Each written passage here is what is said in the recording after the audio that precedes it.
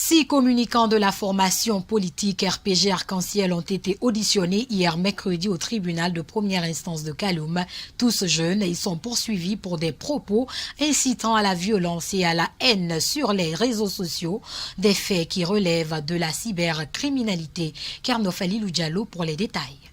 Il s'agit notamment de Mamadou Lamine, d'Ibrahima Korboya, de Mamadi Kaba, de Mamadou Aliou Gouboué Diallo et autres qui sont poursuivis pour des délits relevant du droit spécial puisqu'il s'agit des propos annoncés sur les réseaux sociaux. La production, la diffamation et la mise à disposition d'autrui des données de nature à troubler l'ordre public, la sécurité publique ou encore porter atteinte à la dignité humaine par le biais d'un système informatique sont les faits énumérés dans les chefs d'accusation.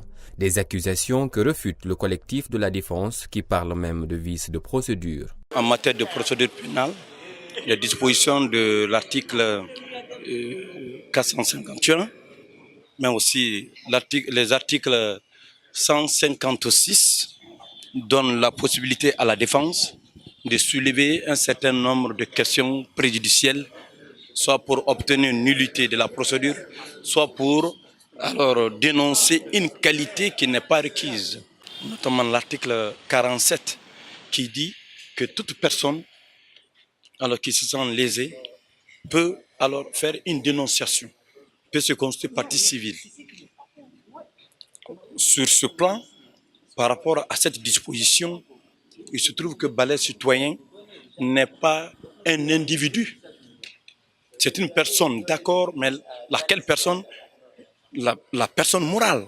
L'avocat du Balai Citoyen, qui est constitué en partie civile dans cette affaire, quant à lui, parle de mauvaise lecture des textes juridiques par la défense. Bon, pour moi, cette audience est une victoire.